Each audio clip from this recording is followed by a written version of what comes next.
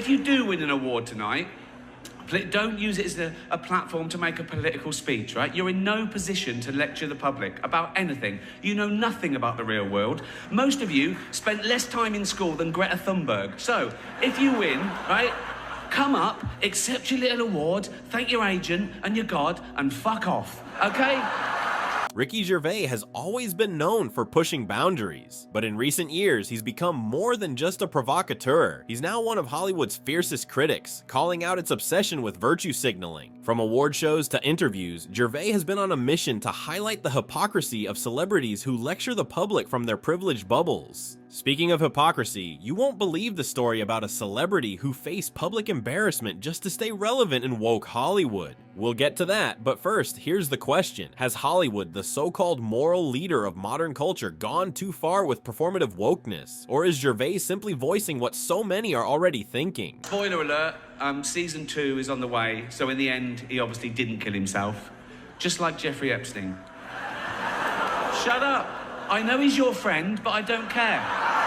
Let's rewind to the 2020 Golden Globes, a night that will forever be remembered as the moment Ricky Gervais said what everyone was secretly thinking. Celebrities had become way too predictable, turning their acceptance speeches into soapboxes to lecture about climate change, diversity, or equality, all while drinking overpriced champagne. But when Ricky Gervais took the stage, something felt different. He wasn't there to play nice. Instead, he tore into the crowd, exposing their hypocrisy with sharp, cutting humor. Talking of all you perverts, it was a big year.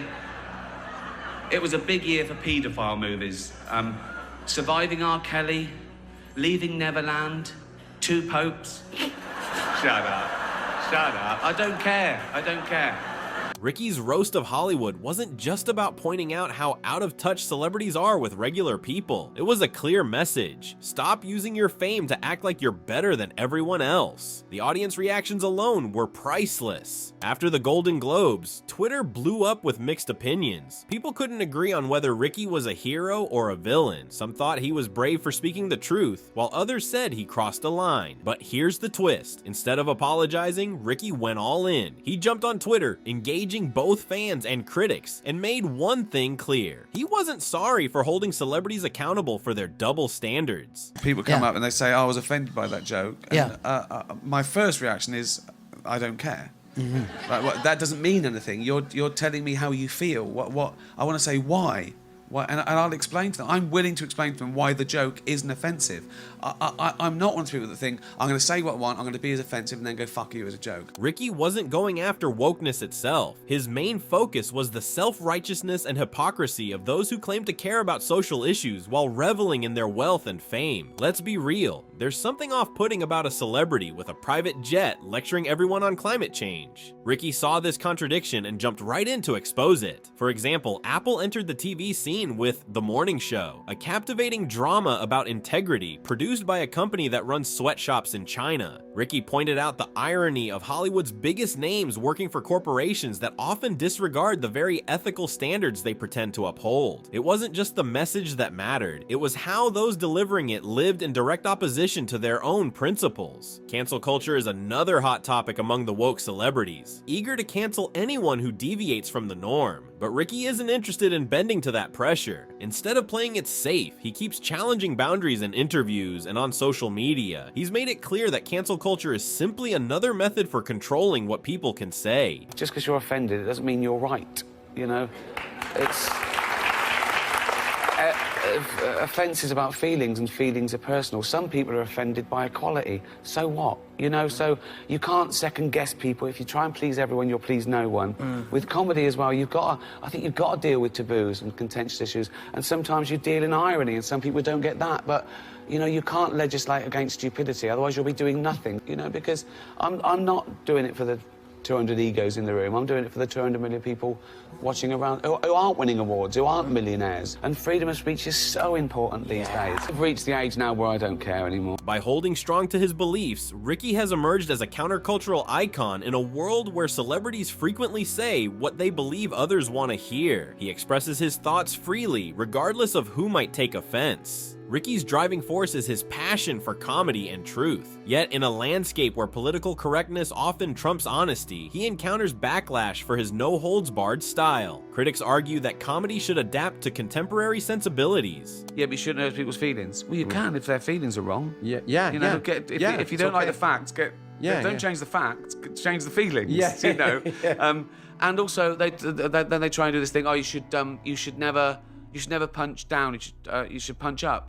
Well, who's to say what's up and down is? Yeah, it's subjective. So you're deciding who's down and who's up. No. You don't get to do that. Ricky views comedy as a reflection of truth. He stands firm against censoring jokes for the sake of comfort. As he famously said, being offended doesn't automatically make you right. What impact has Ricky's criticism had on Hollywood? Has anyone truly listened, or have they only reinforced their virtue signaling? Despite the awkward laughter and stunned reactions at the Golden Globes, Hollywood hasn't slowed down its woke agenda. In fact, it seems that the performances have become even more theatrical. Remember the individual we discussed who might have entered the realm of woke Hollywood? It's curious because you can't actually see him at the moment, but just months ago, he was everywhere, making headlines for one of the most cringe-inducing moments at the Oscars. He strolled on stage in nothing but his birthday suit and an envelope. Yes, we're referring to John Cena. So, what's the situation? Was John Cena truly coerced into this odd moment for some woke points, or was it all part of a calculated plan? Cena's here to set the record straight. How did they convince you to do that? It was funny. Jimmy Kimmel called me personally. He's like, I need you to come to the Oscars. I'm like, Jimmy, I'm in between stuff. Like, I need some time to recharge. And he's like, just let me send you the bit. And he sent it on paper, and I called him back. I'm like, when do you need me there?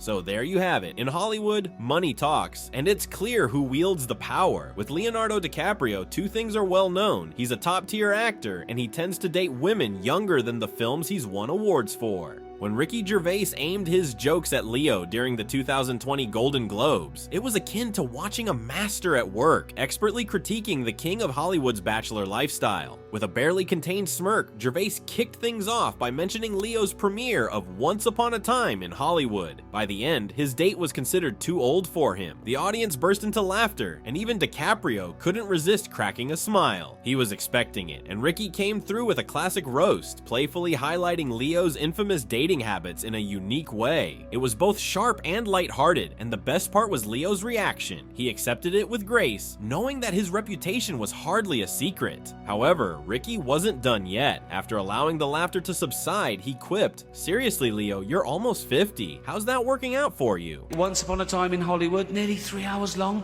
Leonardo DiCaprio attended the premiere, and by the end, his date was too old for him. So...